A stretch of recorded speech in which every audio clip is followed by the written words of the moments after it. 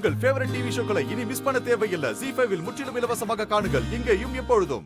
டேய் நீ அனுப்புன லொகேஷன்ல தான் நான் இருக்கேன். அவ இங்க எங்கேயுமே இல்லையடா. சேது, நான் லைவ் லொகேஷன் பார்த்துக்கிட்டு தான் இருக்கேன்.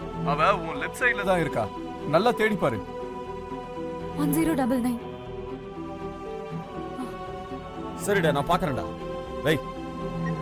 டேய் நீங்க அந்த பக்கம் போய் பாருங்க. சரிண்ணே. நீங்க போய் பாருங்க.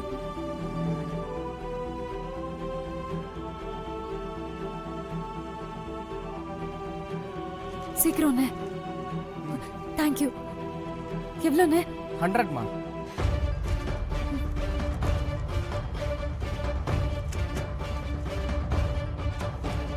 தேங்க்யூ. ஓகேம்மா.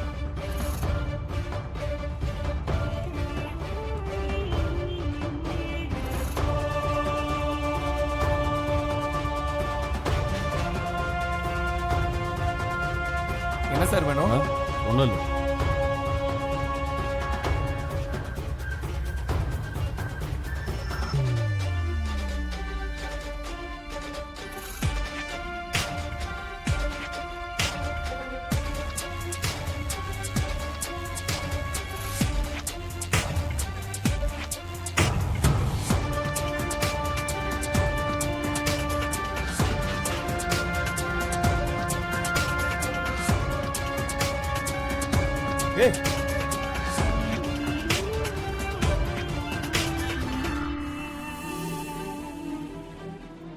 ஏய் துளசி,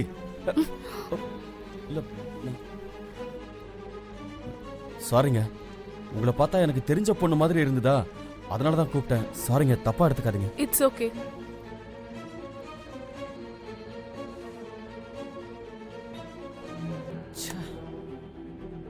எங்க போனா இவ?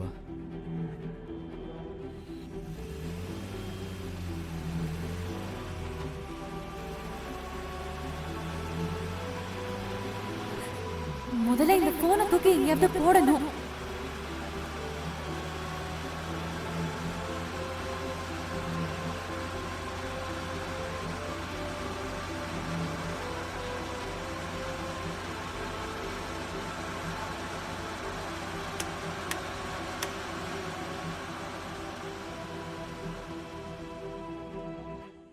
டேய் என்னடா பாத்தீங்களா? இல்லண்ணே, எங்க தேடியும் இல்லண்ணே. அங்கேயும் காணுண்ணே.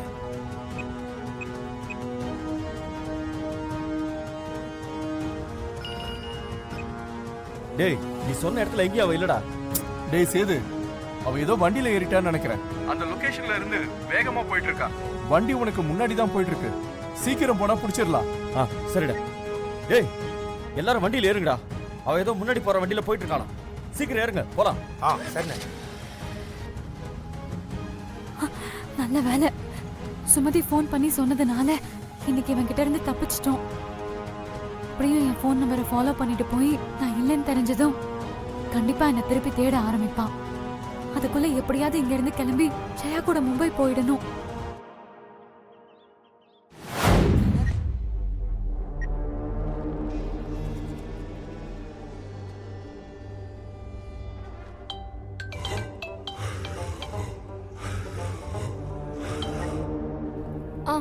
ஹலோ ஹலோ சுமதி, நான் துளசி பேசுறேன். துளசி, ஏய் என்னடி ஆச்சு? நீ எப்போ ஃபோன் பண்ணுவன்னு உன் ஃபோனுக்காக தான் வெயிட் பண்ணிக்கிட்டே இருந்தேன். சுமதி, சரியான நேரத்துல தான் நீ எனக்கு கால் பண்ணிருக்க. இல்லனா அந்த பாவி கிட்ட நான் மாட்டிருப்பேன். நீ சொல்லி கொஞ்ச நேரத்திலே என்னை தேடி அவன் வந்துட்டான். எப்படியோ அவன் கையில இருந்து தப்பிச்சு போன ஒரு வேன்ல தூக்கி வீசி எரிஞ்சிட்டேன். அந்த வேன் பின்னாடி அவன் போயிட்டான். எப்படியோடி இந்த தடவை நீ தப்பிச்சிட்ட துளசி. ஆனா அங்க இருக்கிறது உனக்கு ஆபத்து தாண்டி.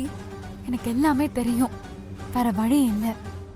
ஜனனி திரும்பி வர வரைக்கும் நான் இங்கதான் அட்ஜஸ்ட் பண்ணி இருந்தாகணும். ஏய் அதெல்லாம் புரியுதுடி. ஆமா நீ எப்படி இருக்க இப்போ?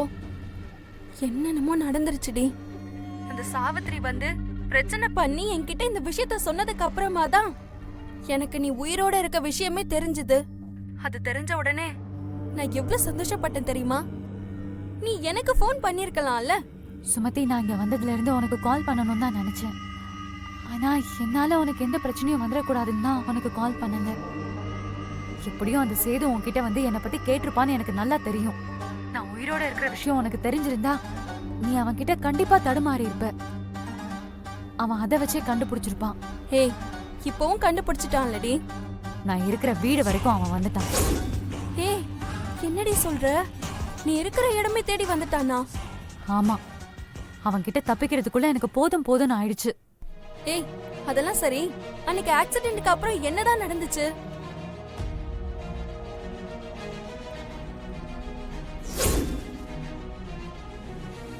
நான் தான் சிவாவோட அம்மா, உன் மாமியாருமா?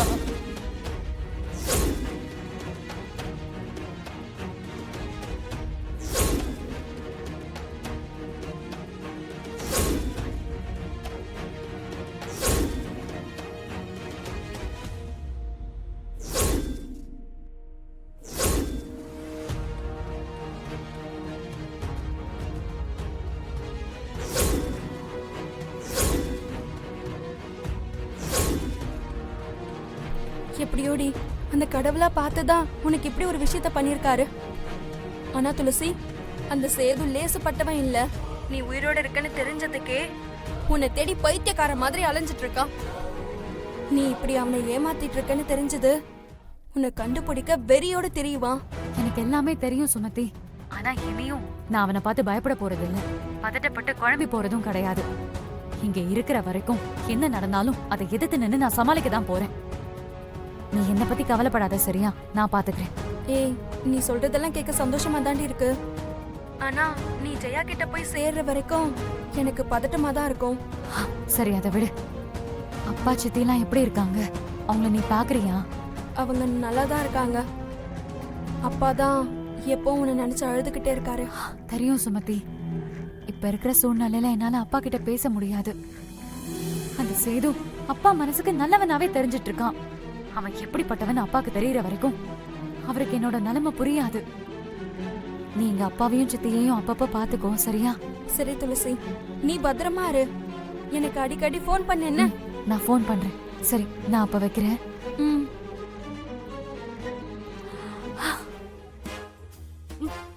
அக்கா இது சூப்பரா இருக்குல்லக்கா. ஆமாமா. என்னங்க இது? விடிஞ்சு 8 மணி ஆயிடுச்சு, இன்னும் எந்திரிக்கவே இல்ல.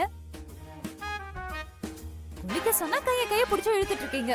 உங்க விளையாட்டுக்கு ஒரு அளவே இல்லாம போயிடுச்சு. நீங்க குளிச்சிட்டு வெளியே வந்தாதான் நான் கதவை திறப்பேன். அது வரைக்கும் உள்ளேயே இருங்க. குளிச்சிட்டு வரீங்களா இல்லையா? ஜனனி, சிவா எங்கம்மா? அதை ஏமா கேக்குறீங்க? எந்திரிக்கவே மாட்டேங்கிறாரு. குளிச்சாதான் கதவை திறப்பேன்னு கதவை லாக் பண்ணி வச்சிட்டேன். இப்ப வந்துருவாரு. ஜனனி, டிஃபன் சூடா இருக்குமா? வந்து சாப்பிடலாம்ல? உங்க பையன் காலையில சாப்பாடு ஹோட்டலுக்கு போய் தான் சாப்பிடணும்னு ஒரே ஆடம். ஏம்மா, அவன் தான் ஆசையா கூப்பிடுறான்ல, ஒரு நாள் சாப்பிட்டுட்டு தான் வாயேன். எங்களுக்காக ஆசையா சமைச்சு வச்சிருக்கீங்க. நாங்க ஏன் தேவையில்லாம கடையில சாப்பிட்டு உடம்புக்கு எடுத்துக்கணும்? அதனாலதான் வீட்லயே சாப்பிடணும்னு கண்டிஷன் போட்டுட்டேன். ஜீ5 ஆப்பை டவுன்லோட் செய்து அனைத்து எபிசோடுகளையும் இலவசமாக பாருங்க.